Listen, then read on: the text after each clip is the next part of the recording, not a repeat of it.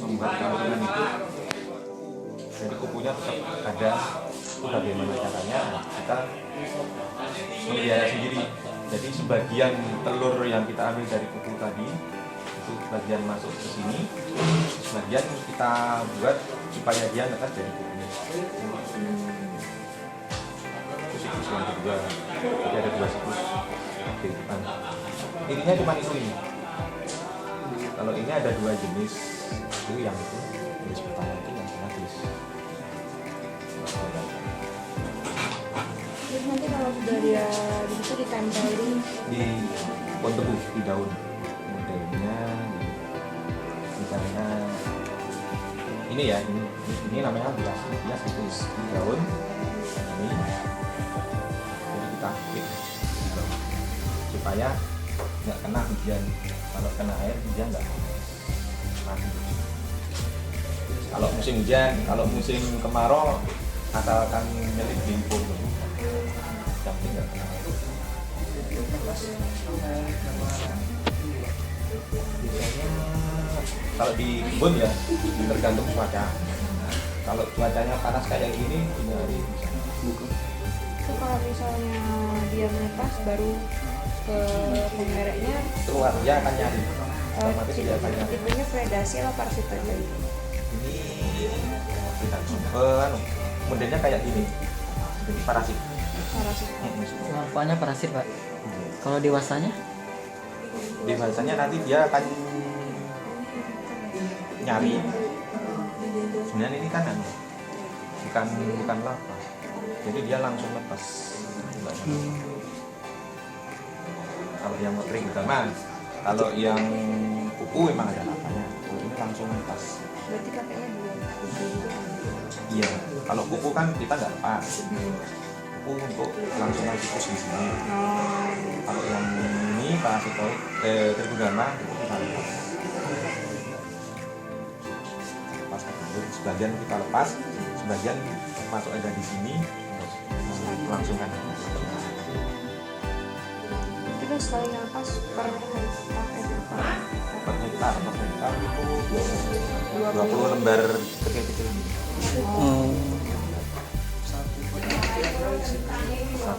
Tabung. Lembar. Satu lembarnya ini kan kalau yang belum di starter ini 5 kertas kecil-kecil. Lembar starter ini.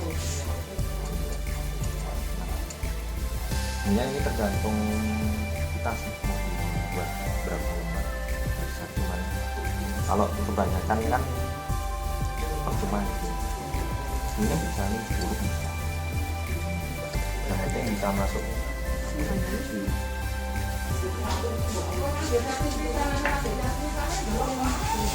itu per berapa bulan Pak?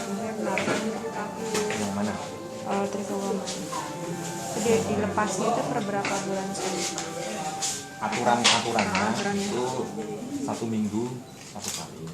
Berarti 20 lembar per minggu. Tapi karena mandor itu banyak kerjaan, jadinya 1 bulan. Idealnya 1 minggu 1 kali idealnya. Kadang ada yang 2 bulan sih. Tergantung daerah endemik kita. Kalau banyak anggarannya ya kita akan lebih mungkin. Tapi kalau nggak banyak, oke bulan atau 2 bulan. Perbedaan antara yang lebih praktikal. Kita melihatnya dan produksi tapi kita pada waktu kita nanam misalnya baru umur 3 bulan tidak kelihatan kenapa biasanya hilang kan mati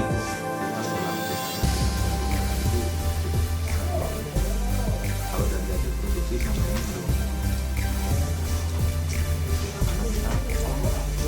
Kalau kita lihat hasil produksi nanti banyak dari faktor yang mempengaruhi, nggak cuma ini, ya air, kualitas dan kondisi tanah. Biasanya air yang paling besar. Dan ada satu wilayah yang tahun ini katakan tahun ini airnya mudah, tahun kemarin kemarin kayaknya susah itu tanpa ini ya. Jadi nggak bisa untuk standarisasi, cuman kita melihatnya pada waktu tanam pohonnya banyak yang mati karena ulet, nanti besarnya lebih besar. Nah, gitu.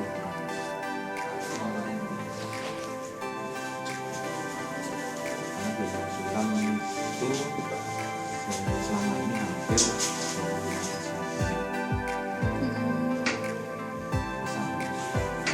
sama aja bibit.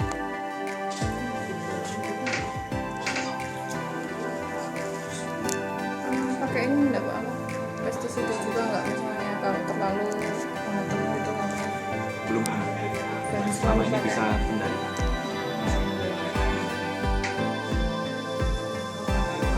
Untuk penggerek ya,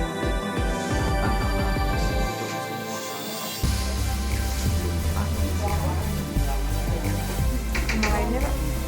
nama lainnya itu tikus. Biasanya tikus sama uret. Kalau tikus itu selama ini kita kesulitan karena tebu baru umur 2 minggu atau 1 bulan habis keserang. Kalau kita obati, kita kasih Vesrokom misalnya, itu temennya datang semua. Oh, ini tuh Biasanya pengalaman di kebun seperti itu. Jadi pengendalian kita ya cuma pengendalian.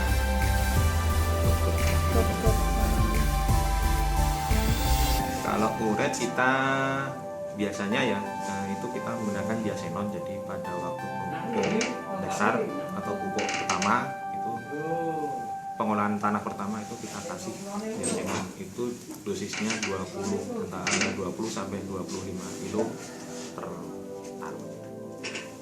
Biasanya ada petani yang kita tambahin kapur, kapur jadi gamping kita ya pengendalian uret supaya tidak terlalu,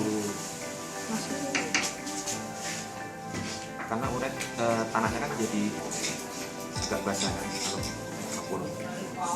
Biasanya kan itu uret merah. Atau kita lep, airnya kita perbanyak, uret tidak akan memasukkan daerah yang banjir. Biasanya daerah yang agak berpasir itu uret banyak. Kalau enggak, biasanya di tempat itu ada pembuangan sampah, biasanya banyak pembersihan. ya, harus dibersihkan manual. Cuman itu sama yang paling sering muncul. Yang paling dasar itu tikus. Sampai saat ini kita belum bisa mengendalikan tikus. Kalau yang lainnya kita bisa. Kalau tikus itu nyerangnya pada usia seperti Semua usia. Dari kita kadang kita baru tumbuh 1 jengkal tingginya udah serang. Dimakan habis daunnya itu. Enggak. Ya cuman dipotong-potong, kadang cuman dilubangin dikit mati gitu. Kalau tubuhnya langsung mati. Jadi nggak dimati, cuma dipotong. Iya, cuman dikeret sedikit gitu, kena angin kan biasanya langsung ambruk. Kalau yang udah agak besar, Itu tikus yang kecil itu atau tikus sawah yang biasa? biasanya tikus pirok gitu. Oh, malah yang gede. Yang pirok. itu ada waktu penyerapan dan maksudnya pada bulan tertentu peningkatannya drastis. Hampir semua bulan untuk tikus loh. Hampir semua bulan ada laporan serangan hama tikus. Yang warna coklat ya? Kalau yang misalnya Kalau serangga itu biasanya mulai musim penghujan. jadi itu sudah antisipasi. Ya, biasanya Kirain banyak banyak yang kecil. Terus warna putih. karena pada waktu itu kan biasanya banyak Ini stat. Ini stat nggak makan tuh bu. Apa? tapi idealnya memang sejak awal tanam tumbuh kira-kira umur 1 bulan itu kita sudah pasang idealnya. tapi karena mandor itu banyak kerjaan kadang telat isinya itu plus males. Nah 1 hektar itu kan 20 lembar. Nah, kita masanya kan mencar, nggak blok gitu loh. Biasanya bentuknya siksa, atau enggak silang. Jadi di pinggir malah nggak ada. Terus kita biasanya ya pengalaman itu daerah yang dekat sungai, aliran sungai itu lebih banyak terserang. Yang penggerek batang sama penggerek pucuk. Kalau ini, nah ini itu eksklusif untuk penggerek pucuk. Kalau yang situ dua-duanya bisa. Bedanya apa Pak? Kayak spesies. Ada 2 spesies di sini. Spesifik itu Pak. Kalau dengan pengendalian ini bisa menyelamatkan sekitar berapa persen biasanya Kalau modelnya? dari hasil produksi kita nggak bisa.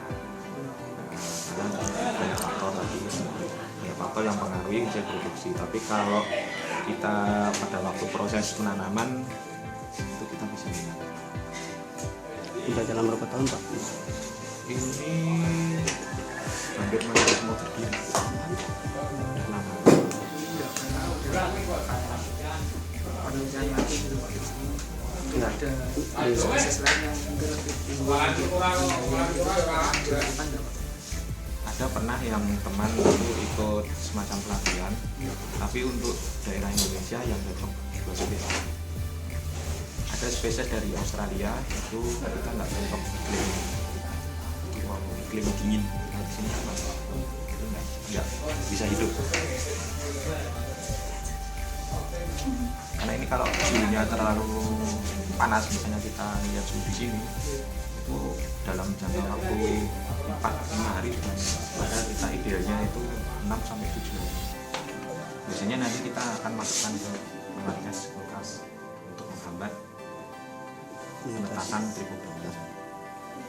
Kalau kita telat, istilahnya masih makan, ini yang ada ini kayak kapas belum, ini kan makanan. Ini kita celup ke air gula. Gula itu untuk makanan trichoderma. Kalau kita telat ngasih ini nanti trichodermanya lemes, pas akhirnya nggak mau memarasi. Efeknya itu.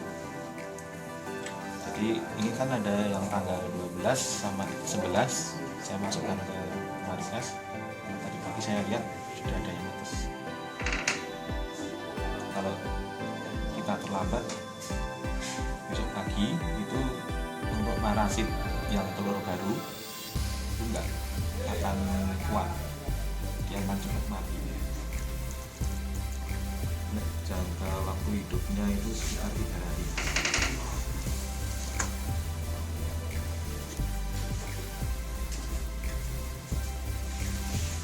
Mungkin ada nih ya, ini kenapa kita pakai jagung? Ini ada yang lain. Pakai beras kita bisa, beras. Tapi dilihat dari segi biaya yang paling murah jagung giling. Mungkin kita mau lihat penangkapannya. Pak.